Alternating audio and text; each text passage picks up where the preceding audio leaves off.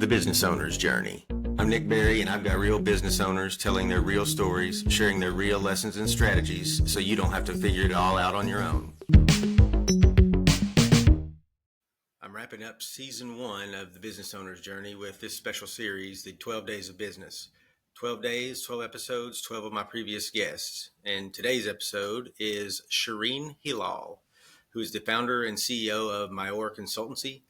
Shireen was previously a practicing attorney, and then she left that to start Mayor, the consultancy, when it became apparent to her that she had a very valuable ability to solve problems and scale professional service firms, and that she was in demand.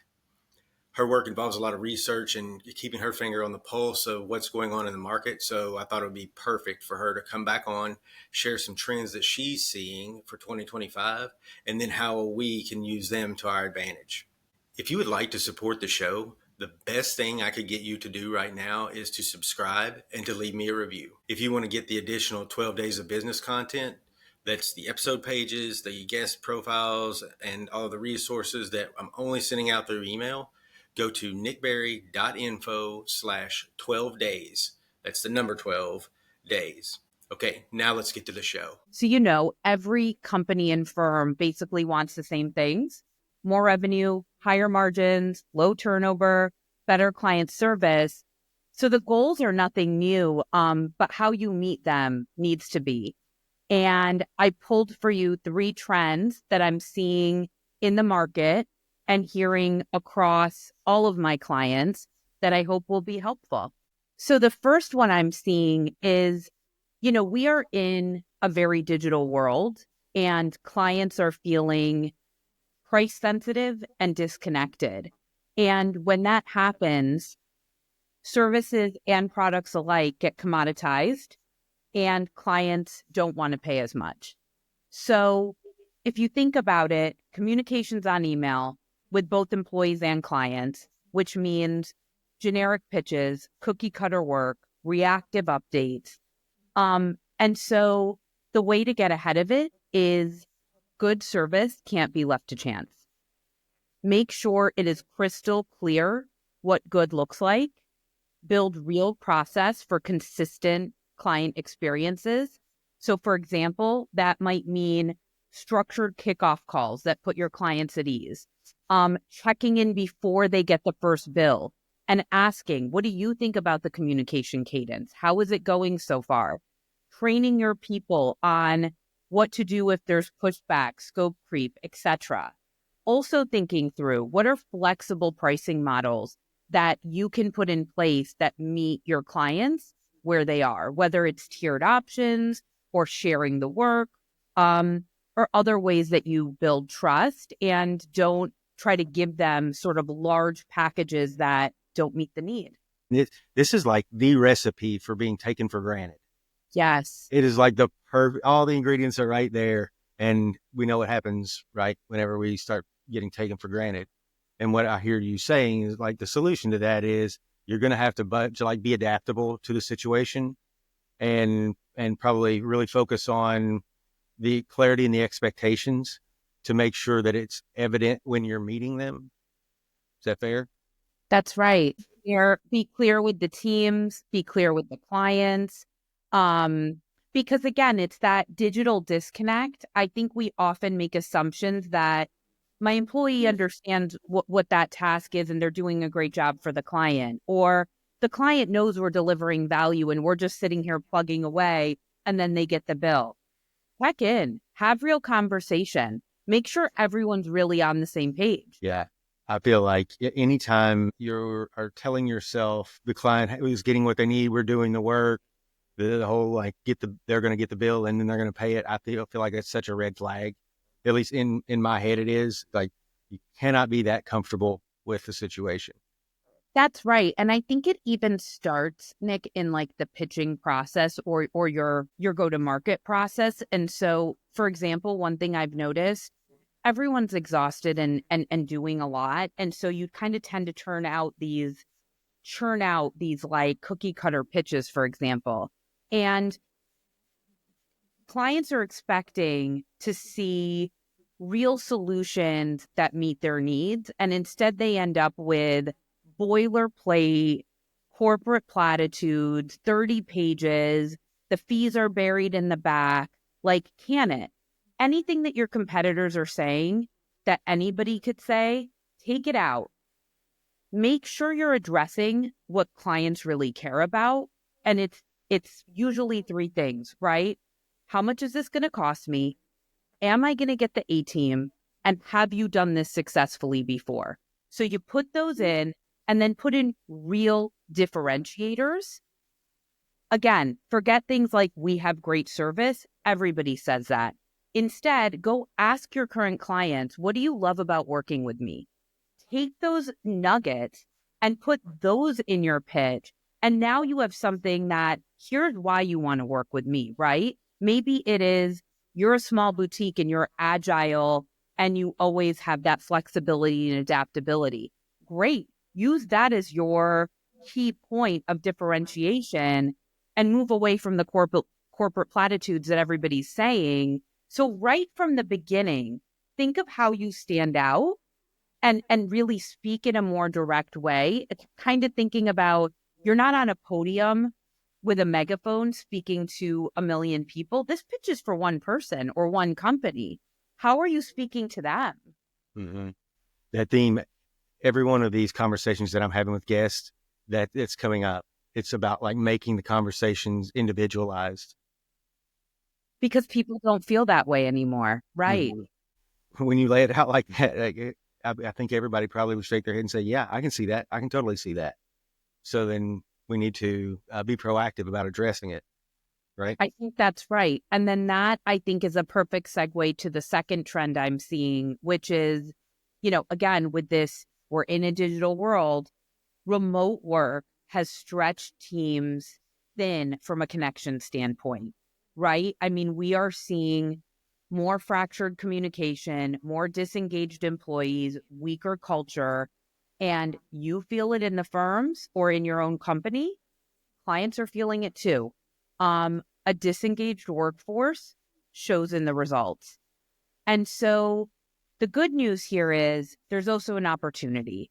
You don't have to have traditional staffing models and you have more levers than ever.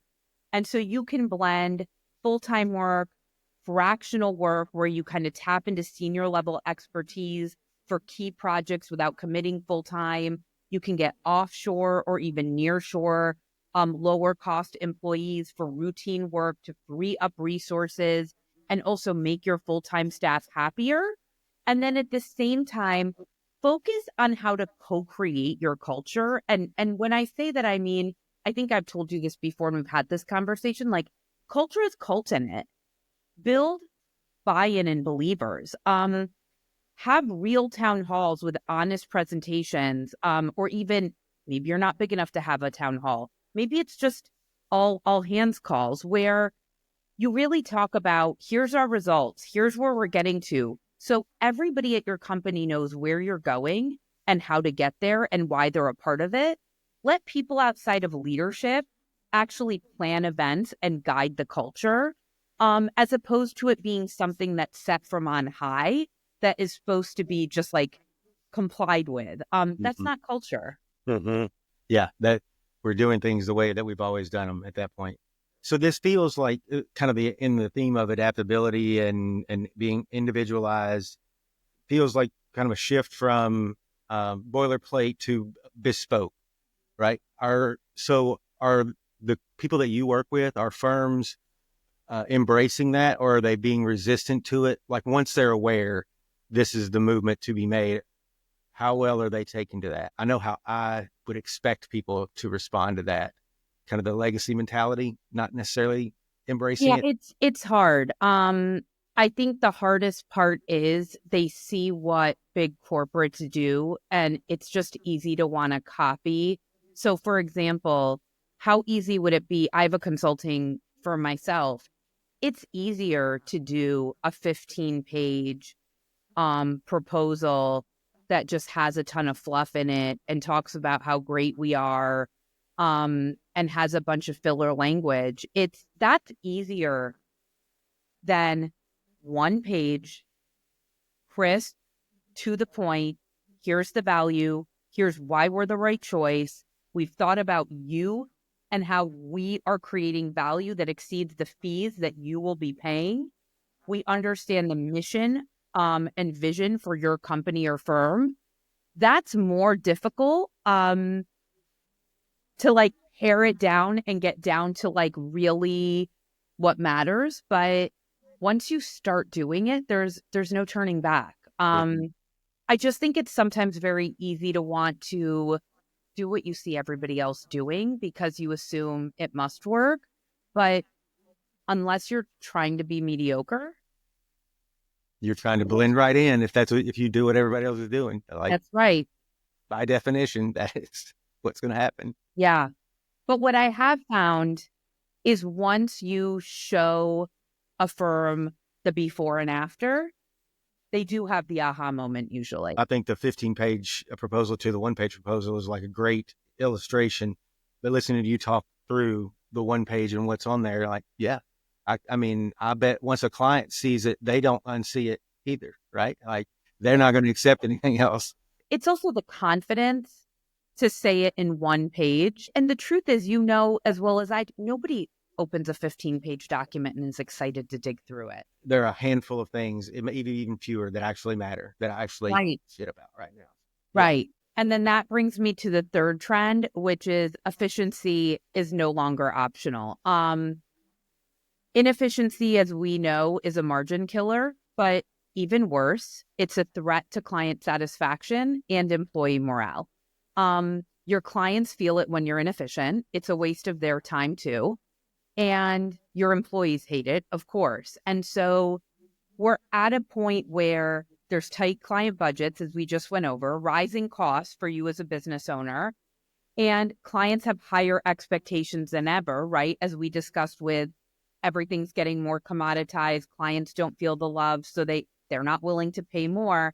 And so it means everybody needs to rethink their bottom line and how they improve. And so a few tips here for 2025.